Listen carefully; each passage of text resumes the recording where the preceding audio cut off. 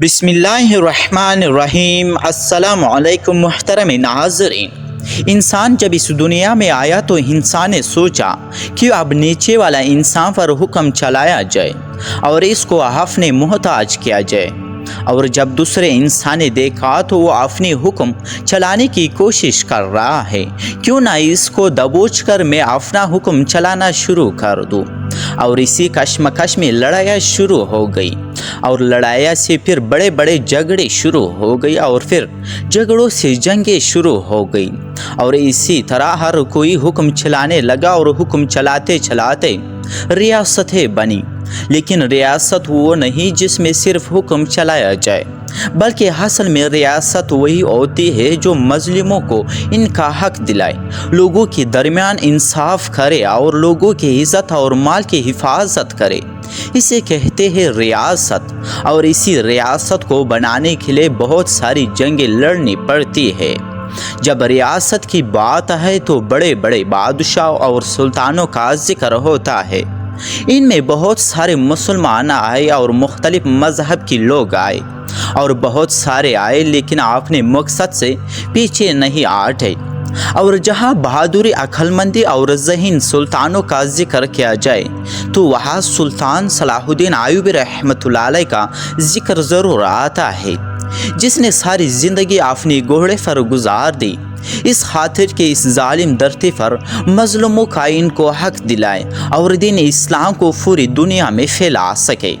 سلطان صلاح الدین ایوبی رحمۃ اللہ علیہ آپ وہ سلطان تھے جنہوں نے اپنی زندگی کا زیادہ تر حصہ گھوڑے پر گزار دیا اور ساری زندگی ظالموں سے لڑتے رہے۔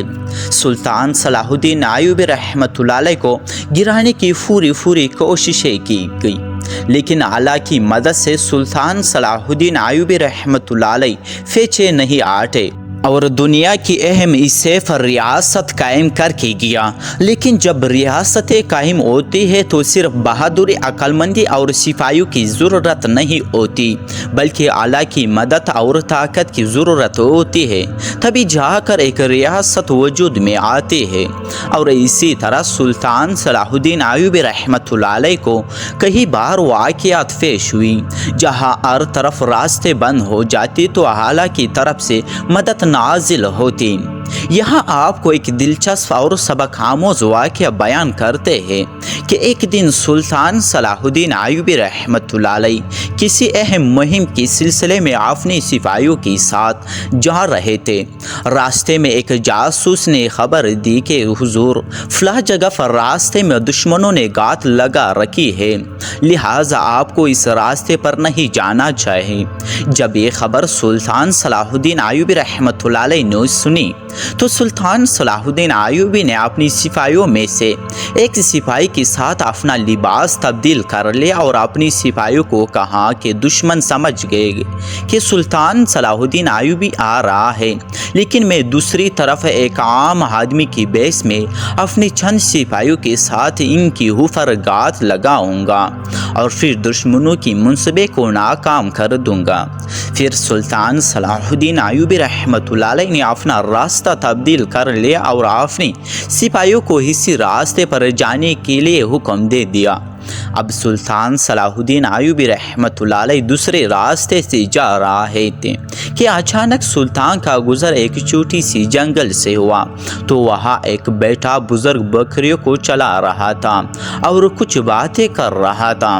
سلطان صلاح الدین ایوبی رحمۃ اللہ علیہ نے دیکھا کہ یہ بزرگ تو اکیلا بیٹا ہے، آخر یہ کیا بات ہے ان بکریوں کے ساتھ کر رہا ہے، یہاں تو کوئی اور بندہ موجود نہیں۔ تو سلطان صلاح الدین ایوبی رحمۃ اللہ علیہ نے اپنی سپاہیوں کو روکا اور کہا آپ میرا یہی انتظار کرو، میں ابھی واپس آتا ہوں۔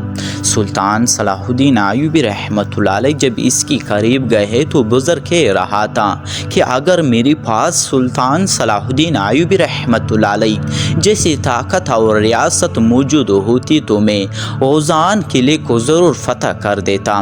جب یہ بات سلطان صلاح الدین ایوبی رحمۃ اللہ علیہ نے سنی تو بڑا حیران ہوا اور دل میں سوچنے لگا کہ وہ قلعہ تو کسی کام کا نہیں، خستہ حال ہے، اور اس قلعے کو فتح کرنے میں ہمارا کوئی فائدہ نہیں، تو یہ بزرگ کیوں کہہ رہا ہے؟ اور آخر اس قلعے میں کیا خاص بات ہے؟ سلطان صلاح الدین ایوبی رحمۃ اللہ علیہ اس بزرگ کے قریب گیا اور پوچھا بابا جی آپ کیا کر رہے ہو؟ تو اس نے کہا بیٹا میں بکریاں چروا رہا ہوں۔ پھر اس بزرگ نے پوچھا کہ تم کون ہو؟ تو سلطان صلاح الدین ایوبی رحمۃ اللہ علیہ نے کہا کہ میں سلطان صلاح الدین ایوبی رحمۃ اللہ علیہ کا سپاہی ہوں۔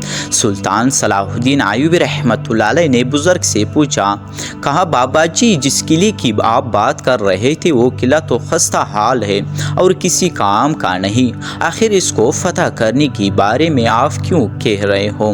تو اتنے میں وہ بزرگ مسکرانے لگا اور کہا تمہاری کمزور آنکھیں جو اس قلعے میں نہیں دیکھ سکتی میں وہ دیکھ سکتا ہوں۔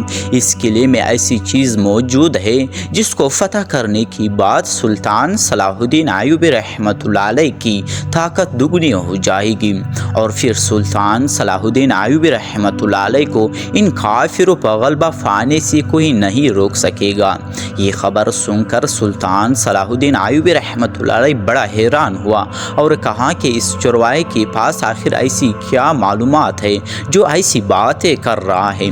سلطان صلاح الدین ایوبی رحمۃ اللہ علیہ نے اس بزرگ سے کہا بابا جی پھر آپ بتا دیں کہ آخر اس قلعے میں ایسی کیا چیز ہے؟ وہ بزرگ پھر سے مسکرانے لگا اور کہا اتنی اہم بات میں ایک عام سی سپاہی کو کیسے بتا دوں؟ سلطان نے کہا پھر اس کی قیمت کیا ہوگی؟ تو اس بزرگ نے کہا کہ جا کر اپنی سلطان کو کہنا کہ فلاں پہاڑی کی چوٹی پر ایک جھونپڑی ہے وہاں آ جانا، تمہیں ساری معلومات مل جائے گی۔ سلطان صلاح الدین ایوبی رحمۃ اللہ علیہ سے وہاں سے روانہ ہوا اور دشمنوں نے جس راستے میں گات لگا رکھی تھی اس کو جا کر خاتمہ کیا اور اپنی مہم کی طرف روانہ ہو گیا۔ جب سلطان صلاح الدین ایوبی رحمۃ اللہ علیہ اپنی مہم سے واپس آئے تو علی بن سفیان کو حکم دیا کہ میرے واپس آنے تک تم نائب سلطان ہو، میں کسی اہم کام کے لیے جا رہا ہوں۔ علی بن سفیان نے پوچھا حضور وہ کیا کام ہے؟ تو سلطان صلاح الدین ایوبی رحمۃ اللہ علیہ نے کہا کہ وقت آنے پر آپ کو فتح چل جائے گا۔ سلطان صلاح الدین ایوبی رحمۃ اللہ علیہ اپنے گھوڑے پر سوار ہوا اور بزرگ کی بتائی ہوئی جگہ کی طرف روانہ ہو گیا۔ چلتے چلتے سلطان صلاح الدین ایوبی رحمۃ اللہ علیہ راستے میں شام ہو گئے۔ آخر سلطان صلاح الدین ایوبی اس جگہ پر پہنچ گیا۔ جب سلطان صلاح الدین ایوبی اس جھونپڑی کے قریب گیا تو دیکھا بزرگ وضو کر رہا ہے۔ سلطان نے بھی وضو کیا اور دونوں نے ایک ساتھ نماز پڑھی۔ اس کے بعد اس نے سلطان سے پوچھا کیا آپ سلطان صلاح الدین ایوبی رحمۃ اللہ علیہ ہے؟ تو سلطان صلاح الدین ایوبی رحمۃ اللہ علیہ نے کہا بالکل میں ہی ہوں۔ پھر سلطان صلاح الدین ایوبی رحمۃ اللہ علیہ اس بزرگ کو کہا بابا جی آخر اس خستہ حال قلعے میں کیا راز چھپا ہے جس کا آپ ذکر کر رہے تھے؟ تو سلطان معظم کو بزرگ نے کہا کہ یہ کوئی اتنا آسان کام نہیں ہے کہ میں ابھی آپ کو بتا دوں، تھوڑا وقت صبر کرو پھر تمہیں یہ سب کچھ بتاؤں گا۔ پھر اس بزرگ نے کہا کہ آپ میرے لیے اور اپنے لیے کھانا بنائے، کھانا تیار ہونے کے بعد ہم کھانا کھائیں گے۔ وہ بوڑھے بزرگ نے سلطان صلاح الدین ایوبی کو کہا کہ میرے لیے کھانا بنائے۔ تو سلطان صلاح الدین ایوبی رحمۃ اللہ علیہ کے لیے بڑی تعجب کی بات تھی کہ یہ جانتے ہوئے وہ بزرگ کہ میں سلطان صلاح الدین ایوبی ہوں لیکن پھر بھی مجھے کھانا بنانے کے لیے کہہ رہا ہے۔ لیکن سلطان صلاح الدین ایوبی رحمۃ اللہ علیہ جانتا تھا کہ اس میں کوئی اس بزرگ کی خدمت عملی ہوگی۔ سلطان نے فوراً کھانا بنانا شروع کر دیا اور کھانا تیار ہونے کے بعد کھانا کھایا اور پھر سلطان معظم نے اس بزرگ سے پوچھا بابا جی اب بتاؤ اس قلعے کے اندر آخر کون سا راز چھپے ہے؟ پھر اس بزرگ نے کہا کہ اب تو میری ٹانگیں دباؤ، مجھے آرام کرنا ہے۔ پھر سلطان صلاح الدین ایوبی رحمۃ اللہ علیہ بڑا حیران ہوا، لیکن پھر سلطان معظم کی دماغ میں خیال آیا کہ اس میں اس بزرگ کی ضرور حکمت ہوگی، لہذا سلطان معظم نے اس کی ٹانگیں دبانی شروع کر دی۔ جب صبح ہوئی تو سلطان صلاح الدین ایوبی رحمۃ اللہ علیہ اور اس بزرگ نماز پڑھی اور سلطان نے اس بزرگ سے کہا کہ بابا جی آپ بتاؤ کہ اس قلعے کے اندر کیا راز چھپے ہیں؟ تو اس بزرگ نے کہا کہ پہلے تم میری بھیڑ بکریاں کو کھولو، ہم ان کو پہاڑوں پر لے جائیں گے اور یہ گھاس کھائیں گے اور میں تمہیں اس قلعے کے بارے میں بتاؤں گا۔ सुल्तान सलाहुद्दीन अय्यूबी रहमतुल्लाह अलैह ने तमाम बकरियों को खोल दिया और दोनों एक पहाड़ी की चोटी से नीचे बकरियों को चरवाने के लिए चले गए। सुल्तान सलाहुद्दीन अय्यूबी रहमतुल्लाह अलैह ने अब इस बुज़ुर्ग से कहा, बाबा जी अब तो आपकी बकरियां चल रही है, मुझे इस किले के बारे में बता दो। तो इस बुज़ुर्ग ने कहा, बेटा ये जितने काम मैंने तुमसे करवाए इसको तुम मेरी खिदमत या मेरा हुक्म ना समझना, मैं ये सिर्फ सब तुम्हें समझाने के लिए कह रहा था कि तुमने सुल्तान होकर एक आम सी चरवाई के लिए काम किए, इतना ही वो राज आपके लिए अहम है। ये सुनकर सुल्तान सलाहुद्दीन अय्यूबी रहमतुल्लाह अलैह ने कहा, बाबा जी आप ऐसा ना कहे, मैंने दिल से आपके लिए काम किए। फिर वो बुज़ुर्ग कहने लगा, बेटा इस किले के अंदर हमारी बड़े बड़े औलिया और बुज़ुर्गों की हिकमत अमली और राज अंदर छुपे हुए। बाहर से वो किला सस्ता हाल लगता है, लेकिन काफिर अंदर से उन्होंने बहुत से अहम राज छुपा रखे हैं। अगर तुम इस किले को फतह करके वो नस्खे हासिल कर लेते हो तो इसमें ऐसी मालूमात है जिसको पढ़कर तुम काफिरों पर बआसानी गलबा हासिल कर लोगे। जब ये खबर सुल्तान सलाहुद्दीन अय्यूबी रहमतुल्लाह अलैह ने सुनी तो सुल्तान बड़ा खुश हुआ और कहा, बाबा जी अगर इस बात में सच्चाई हुई तो इस किले को ज़रूर फतह कर लूँगा और इसकी छुपे हुए राज से फ़ायदा उठाऊँगा। तो बुज़ुर्ग ने कहा, सुल्तान मुअज़्ज़म ये काम इतना आसान नहीं, वो किला अंदरूनी तौर पर बहुत ख़तरनाक है। तो सुल्तान मुअज़्ज़म ने कहा, वो किला अल्लाह ताला की दी हुई ताकत से ज़्यादा मजबूत नहीं, लिहाजा इस किले को मैं चंद ही दिनों में फतह कर लूँगा।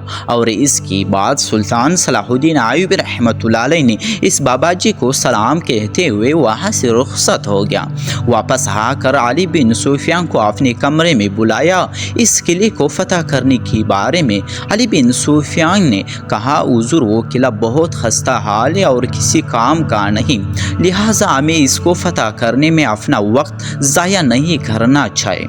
सुल्तान सलाहुद्दीन अय्यूबी रहमतुल्लाह अलैह ने कहा कि इस किले के अंदर हमारी रियासत की बुनियादी छुपे हुए हैं और तुम कहते हो कि वो किला अब किसी काम की नहीं। तो अली बिन सुफियान ने कहा, हुज़ूर मुझे आपकी बातें समझ में नहीं आ रही। सुल्तान सलाहुद्दीन अय्यूबी रहमतुल्लाह अलैह ने अली बिन सुफियान को वो सारा वाक़या सुनाया और कहा, इस किले को फतह करके वो सारे नुस्खे और राज हासिल कर लेंगे। अब सुल्तान सलाहुद्दीन अय्यूबी रहमतुल्लाह अलैह ने अली बिन सुफियान के साथ इस किले को फतह करने की हिकमत अमली तैयार की और सुल्तान सलाहुद्दीन अय्यूबी रहमतुल्लाह अलैह ने चंद ही दिनों में इस किले को फतह कर लिया। और सुल्तान सलाहुद्दीन अय्यूबी रहमतुल्लाह अलैह ने जब इस किले की दीवारों को तोड़ा तो इसके नीचे से वही नुस्खे मौजूद थे जिसका बुज़ुर्ग ने बताया था। जब सुल्तान सलाहुद्दीन अय्यूबी रहमतुल्लाह अलैह ने वो सब देखा तो बड़ा हैरान हुआ और सोचने लगा कि आखिर इस बुजुर्ग को कैसा पता चला कि इस किले की दीवारों के नीचे से इतनी अहम मालूमात मौजूद है। सुल्तान सलाहुद्दीन अय्यूबी रहमतुल्लाह अलैह इस किले से फ़ौरन इस बुजुर्ग की झोंपड़ी की तरफ रवाना हो गया। लेकिन जब सुल्तान इस पहाड़ की चोटी पर पहुंचा तो देखा सुल्तान सलाहुद्दीन अय्यूबी रहमतुल्लाह अलैह बड़ा हैरान हुआ, क्योंकि वहाँ इस चोटी पर जहाँ पहले बुजुर्ग की झोंपड़ी थी वहाँ ना कोई झोंपड़ी थी, ना कोई बकरियों का रेवंड था और ना ही कोई वहाँ बुजुर्ग था। सुल्तान सलाहुद्दीन अय्यूबी रहमतुल्लाह अलैह ने इस चोटी का हर तरफ देखा, लेकिन वो बुजुर्ग सुल्तान को कहीं नजर ना आया। इतने में सुल्तान सलाहुद्दीन अय्यूबी रहमतुल्लाह अलैह बड़ा हैरान हुआ कि वो बुजुर्ग कहाँ गया।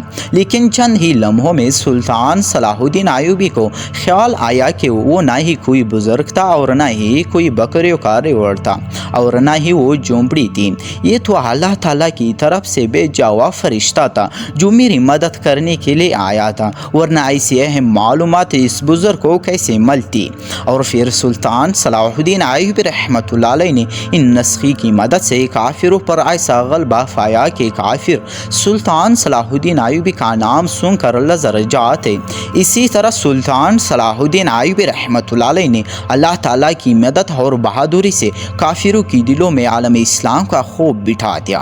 दोस्तों अगर आप लोगों ने इसी वीडियो से कुछ ना कुछ सबक हासिल किया तो मेरे वीडियो को ज़रूर लाइक करके चैनल को ज़रूर सब्सक्राइब कर दीजिए और बेल नोटिफिकेशन को ऑन करके, ताकि इसी तरह तारीखी और सबक आमोज़ वीडियो की नोटिफिकेशन आप लोगों तक पहुँचती रहे। बहुत शुक्रिया आप सबका।